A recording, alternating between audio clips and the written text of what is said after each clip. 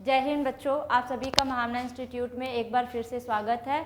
आज हम बायोलॉजी के एक नए चैप्टर को स्टार्ट करेंगे जिसका नाम ह्यूमन हेल्थ एंड डिजीज़ है। ठीक है, आज हम ह्यूमन हेल्थ डिजीज़ के बारे में पढ़ेंगे जो कि आपके एनसीईआरटी एंड सिलेबस के पॉइंट ऑफ व्यू से काफ़ी इंपॉर्टेंट चैप्टर है आपके एकेडमिक के लिए। ओके, तो आज हम सबसे पहले जानेंगे हेल्थ के बारे में। ठीक है, वैसे तो देखो हेल्थ मतलब हम समझते हैं कि हमें फिट होना चाहिए, कोई डिजीज़ नहीं होना चाहिए, ये हम समझते हैं कि ये एक हेल्थ है, बट एक्चुअली ऐसा नहीं है। ठीक है, हेल्थ का या हेल्दी रहने का ये मतलब है कि हमारा हेल्थ जो है वो परफेक्ट रहे या अच्छा रहे। इसका मतलब ये है कि हमें डिजीज़ भी ना हो और हम फिज़िकली मेंटली तरीके से प्रॉपर हेल्दी रहें। ठीक है, सोशल बींग्स को समझें, ये सारी चीज़ों का कॉम्बिनेशन जो होता है वो एक हेल्दी ऑर्गेनिज्म को बनाता है। ठीक है, हेल्दी ऑर्गेनिज्म वो नहीं होते कि डिजीज़ फ्री हैं तो वो हेल्दी हैं, ऐसा नहीं है। ठीक है, सारी चीज़ों का एक परफेक्ट बैलेंस होना ज़रूरी है, तब वो आपका हेल्दी ऑर्गेनिज्म या हेल्दी ह्यूमन कहलाता है। ठीक है, देखिए जो हेल्थ की जर्नी एक्चुअली स्टार्ट हुई ये काफ़ी इंसिडेंट टाइम से स्टार्ट हुई।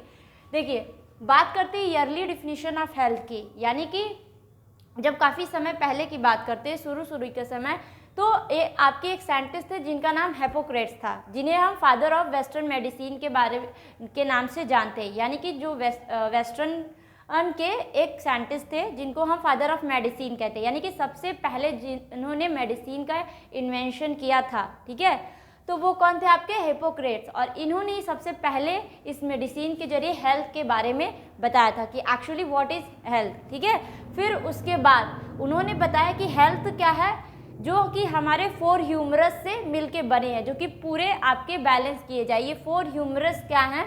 जैसे कि आप कह सकते हैं कि हम मानते हैं ना कि एक लिविंग बीइंग को सरवाइव करने के लिए इन्वायरमेंट में हमें एयर की, वाटर की, लाइट की, सभी चीज़ों की नीड होती है। ठीक है, तो उसी तरीके से इन सभी का होना बहुत ज़रूरी है, तभी एक हेल्दी ह्यूमन हो सकता है। ठीक है, अब देखिए अगर हम मेथड्स की बात करते हैं तो हम आयुर्वेदा से रिलेटेड, यानी कि हम चक्रा थ्योरीज ऑफ हेल्थ, यानी कि ये एक ऐसी थ्योरी है जो कि हेल्थ के बारे में बताता है और इसे आयुर्वेदास में कंसीडर किया गया है। ठीक है, जहाँ पे बताया गया कि हेल्थ एक क्या है, हेल्थ एक मेंटेन बाई 3 दोसास।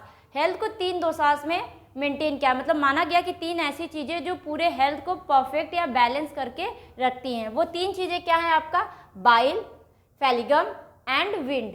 ठीक है, और अगर हम बात करें इन्हें संस्कृत वर्ड में, तो इन्हें संस्कृत वर्ड में बाइल को पिता एंड फेलगम को वाता एंड वाइंड को कफा कहते हैं। ठीक है, ये 3 चीज़ें होना काफ़ी ज़रूरी है और काफ़ी ही इम्पॉर्टेंट है, क्योंकि ये तीनों चीज़ें आपके हेल्थ को क्या करती हैं? बैलेंस करके रखती हैं, तभी वो ऑर्गेनिज्म हेल्दी होता है। ठीक है, ये तीनों चीज़ें काफ़ी इम्पॉर्टेंट है। अब देखिए ये सारी चीज़ें तो अब इंसिडेंट टाइम की बात हो गई, बट सबसे बड़ा जो हेल्थ के ऊपर एक्शन लेना या हेल्थ को समझना, सबसे बड़ा जो एक्शन हुआ है हेल्थ को लेके एंड डिजीज़ को लेके, इस पे जो काम किया गया है वो किया गया है WHO के द्वारा, यानी कि वर्ल्ड हेल्थ ऑर्गेनाइजेशन के द्वारा। उन्होंने एक मॉडर्न डिफिनीशन दिया जहाँ पे बताया कि एक्चुअली हेल्थ क्या है। मीन्स कि कह सकते हैं not merely absence of disease, state of complete physical, mental and social being. यानी कि ज़रूरी नहीं है कि अगर जिसको डिजीज़ नहीं है वही हेल्दी है, ये कहना गलत होगा। ठीक है, जैसा कि मैंने अभी आपको बताया, उनका कहना है कि डिजीज़ फ्री भी होना चाहिए, सोशल बीइंग भी देखनी चाहिए, एक कंप्लीट स्टेट ऑफ माइंड होना चाहिए, चाहे वो फिजिकली हो या मेंटली हो। तो ये सारी चीज़ें होने ज़रूरी है एक हेल्दी पर्सन के लिए। ठीक है, तो आज हम इस चैप्टर में पढ़ेंगे कि ठीक है हेल्दी पर्सन किस तरीके से हैं, क्या क्या इंपॉर्टेंस है, क्या फैक्टर्स है, साथ ही साथ हम कुछ डिजीज़ के बारे में भी पढ़ेंगे जो कि हमारे हेल्थ को इफ़ेक्ट करते हैं। ठीक है, तो आइए हम आगे पढ़ते हैं फैक्टर ऑफ ह्यूमन। तो हम बात कर रहे थे फैक्टर इफेक्टिंग हेल्थ, यानी कि क्या क्या फैक्टर्स होते हैं आपके हेल्थ को इफेक्ट करने के लिए। तो जो 3 फैक्टर मेन इंपॉर्टेंट फैक्टर है जो कि आपके हेल्थ को इफेक्ट करते हैं वो कौन से हैं? पहला है आपका जेनेटिक डिसऑर्डर, दूसरा है इन्फेक्शन, तीसरा है लाइफस्टाइल। यानी कि कुछ ऐसे डिसऑर्डर्स हो सकते हैं जो कि आपके जेनेटिक लेवल पे हो। ठीक है, जो कि आपके पेरेंट्स से आए हों। ठीक है, या फिर आपके एंसेस्टर यानी कि मदर हो गए, फादर हो गए, ग्रैंड मदर, ग्रैंड फादर, ठीक है, तो उनसे आए हों। और इन्फेक्शन कब होता है, या फिर किसी तरीके का डिजीज कॉजिंग हो रहा है, कोई कॉजल एजेंट है वो आपको कॉज कर रहा है, तो वो आपके इन्फेक्शंस में आते हैं। लाइफस्टाइल यानी कि जो हमारे आजकल के समय की जो लाइफस्टाइल है, इतनी ज़्यादा चेंजेस हैं सबके लाइफस्टाइल में, जिसकी वजह से बहुत सारी जो दिक्कतें हैं देखने को मिलती हैं और उसका सीधा इफेक्ट हमारे हेल्थ पे पड़ता है। तो ये 3 आपकी चीज़ें हैं जो कि एकदम इफेक्टफुल हैं आपके हेल्थ के लिए। पहला जेनेटिक डिसऑर्डर, दूसरा इन्फेक्शन, तीसरा लाइफस्टाइल।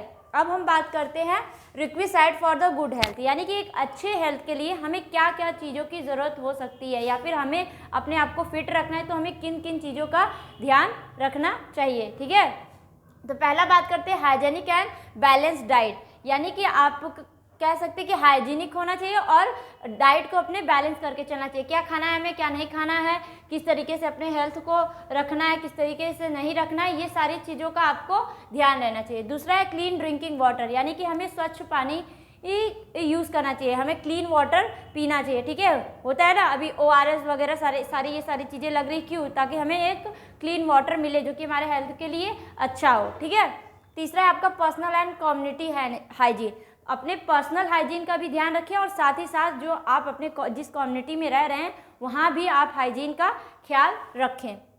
नेक्स्ट है आपका अवेयरनेस अबाउट द डिजीज़, और सबसे बड़ी बात ये कि किसी भी डिजीज़ के बारे में अवेयर रहना सबसे ज़रूरी बात है, क्योंकि आप अगर किसी भी डिजीज़ के बारे में अवेयर नहीं रहेंगे तो आपको वो डिजीज़ कॉज करेगा, फिर उसके इन्फेक्शंस देखने को मिलेंगे, और मे भी कभी कभी कुछ ऐसे डिजीज़ होते हैं जो कि काफ़ी सीवियर होते हैं और उसका रिजल्ट डेथ भी देखने को मिलता है। तो इन सारी चीज़ों के लिए हमें अवेयर रहने ज़रूरी है। ठीक है, नेक्स्ट है आपका प्रपोजल डिस्पोजल ऑफ वेस्ट, और आपको पता है कि बहुत सारी ऐसी चीज़ें हैं जो कि आपके डिस्पोजल वेस्ट में आते हैं, यानी कि हम अभी तो काफ़ी ये चीज़ें हो गई कि बायोडिग्रेडेबल जो वेस्ट है उसे एक तरफ रखें, नॉन बायोडिग्रेडेबल जो है उसको दूसरे बास्केट में रखें। ठीक है, और जो आपका बायोडिग्रेडेबल है उसे अच्छी तरीके से डिस्पोज करें कहीं ऐसी जगह पे जहाँ पे आपके पॉपुलेशन ऑर्गेनिज्म वहाँ पे रहते ना हो, ताकि उनसे इन्फेक्ट ना हो। ठीक है, तो और जो नॉन बायोडिग्रेडेबल है ये सारी चीज़ें रिसाइकलिंग के लिए भी भेज देना चाहिए। तो इस तरीके से चीज़ें रखना चाहिए, तो वो आपके प्रॉपर डिस्पोजल वेस्ट में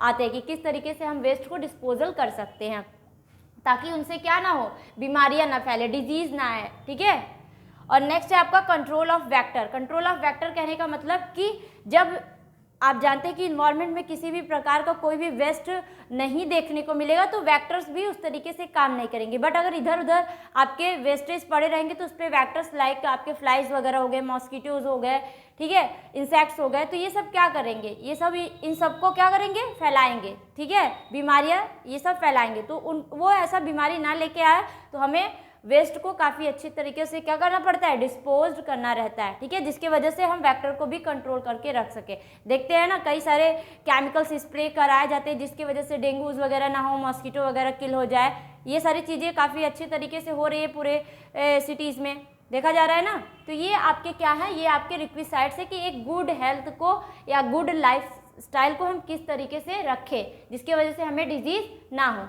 ठीक है, अब हम कुछ डिजीज़ के बारे में बात करेंगे। ओके, तो हम बात करेंगे आगे डिजीज़ एजेंट के बारे में। ठीक है, जो कि क्या क्या ऐसी डिजीज़ एजेंट है जिनके वजह से डिजीज़ होते हैं। ठीक है, यानी कि डिजीज़ आपके स्प्रेड किए जाते हैं या हो जाते हैं। ठीक है, तो उसमें सबसे पहले बायोलॉजिकल एजेंट। बायोलॉजिकल एजेंट में आपके कौन से आते हैं, जैसे कि एग्जाम्पल में वायरस एंड बैक्टीरिया।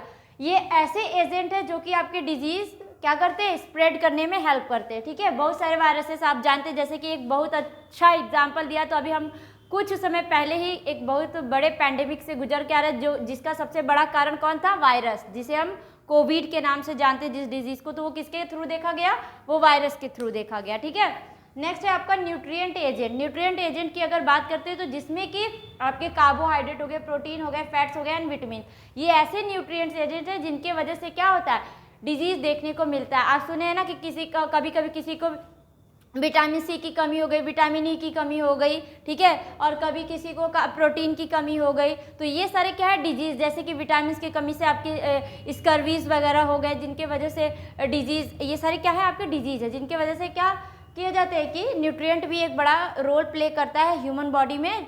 ठीक है, अगर इनकी कमी होगी तो भी डिजीज़ से हमें क्या करना पड़ेगा, सफ़र करना पड़ेगा। ठीक है, फिर आपके फिजिकल एजेंट्स है, फिजिकल एजेंट्स में बात करेंगे तो जैसे आपका हीट हो गया, कोल्ड, ह्यूमिडिटी एंड प्रेशर, तो ये सब भी चीज़ें, जैसे आप देखते हैं ना अचानक से ज़्यादा ठंडा लग जाना, ठीक है, अगर ठंड का मौसम है आपको ठंडा लग गया तो ये क्या है, ये एक तरीका फिजिकल एजेंट ही है ना, कि जब भी ठंड का मौसम आता है अगर ठंडा लग जाता है तो ये क्या है, इन्वायरमेंट का एक प्रेशर ही है, एक चेंज ही है, जिसकी वजह से हमें ठंडा से महसूस होता है। गर्मी है तो गर्मी में लू लग जाती है, ऐसा बोलते हैं ना कि ह्यूमिडिटी ज़्यादा हो गई है, ठीक है, तो ये सारे क्या है आपके फिजिकल एजेंट है। नेक्स्ट है आपका केमिकल एजेंट। जब बात होती है केमिकल एजेंट की तो केमिकल एजेंट में आपके हार्मोन्स हो गए, एंजाइम्स हो गया, यूरिया, ये सब आपके केमिकल एजेंट्स में आते हैं। जैसे कि अगर हम हार्मोन्स की बात करें तो बॉडी में कई सारे हार्मोन्स जो हैं वो आपके प्रॉपर तरीके से वर्क नहीं कर रहे हैं या फिर रेगुलेट नहीं कर रहे हैं, या फिर आपका कह सकते हैं कि ग्रोथ नहीं हो रहा है हार्मोन्स का, या रिलीज नहीं हो रहा है हार्मोन्स, तो भी आपको कई सारे डिजीज़ देखने को मिलते हैं। जैसे कि बहुत सारे हार्मोन ग्रोथिंग आपके ऑर्गन्स है, जैसे कि आपका हाइपोथैलेमस वगैरह हो गया, आप जानते हैं बहुत तरीके के हार्मोन्स को सिक्रीट करता है, ठीक है, तो और आपके इंजाइम का तो आप जानते हैं कि सबसे बड़ा रोल प्ले होता है इंजाइम्स का, और आपकी यूरिया यानी यूरिया साइकिल भी आपकी प्रॉपर होनी चाहिए, क्योंकि काफ़ी ज़्यादा यहाँ पे आपके केमिकल साइकिल्स देखने को मिलती हैं, ठीक है। नेक्स्ट हम बात करते हैं मैकेनिकल एजेंट की। मैकेनिकल एजेंट में आपका जैसे कि डिसलोकेशन हो गया, इंजरी हो गया, पेन हो गया, फ्रैक्चर हो गया, ये एक ऐसा एजेंट है, सपोज करिए जैसे कि आप कहीं से आपको किसी प्रकार का बोल सकते हैं कि एक्सटर्नल चोट वोट लग गया, जैसे कि आप कहीं गिर गए या फिर कोई एक्सीडेंट वगैरह हो गया जिसकी वजह से आपको फ्रैक्चर वगैरह हो गया, तो उस समय भी तो वो एक डिजीज़ का कारण ले लेता है, ठीक है, जो कि सपोज करिए जैसे कि आपको लगता है ट्रीटमेंट के बाद चीज़ें सही हैं, बट कुछ समय बाद हमें समझ में आता है नहीं, हमें अभी भी पेन है, हमारे फ्रैक्चर वगैरह जो भी हुए या फिर बोन्स वगैरह काफ़ी अच्छे से ज्वाइन नहीं हुई हैं, या फिर जो क्रैक्स आए हैं वो काफ़ी अच्छे से जुड़े नहीं हैं, तो वो भी क्या करते हैं, फिर उसके बाद वो एक कह सकते हैं डिजीज़ में चेंज होने लगते हैं, ठीक है। जब चीज़ें सही नहीं होंगी तो जाहिर सी बात है कब तक कोई रिप्लेसमेंट करता रहेगा, वो पॉसिबल नहीं, तो वो क्या होती है फिर वो डिजीज़ में कन्वर्ट होने लगती है, तो ये भी एक बड़ा कारण है, ठीक है।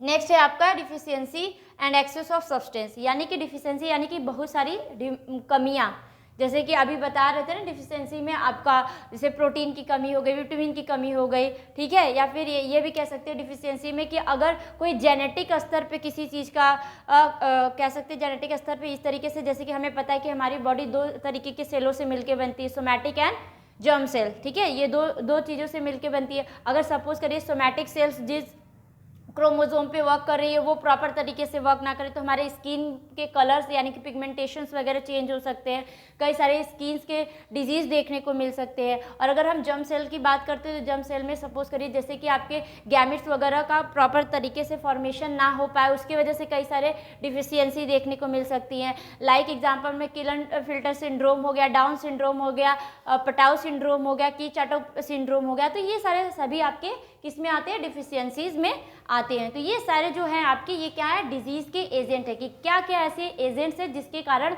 हमें डिजीज़ से सफ़र करना पड़ सकता है या हम डिजीज़ को फेस कर सकते हैं। तो ये ओवरऑल फैक्टर्स हो गए, और फिर डिजीज़ का क्या मतलब है, कैसे क्योर करना है, ये सारी चीज़ें आपका एक ओवरव्यू हो गया डिजीज़ एंड हेल्थ के बारे में।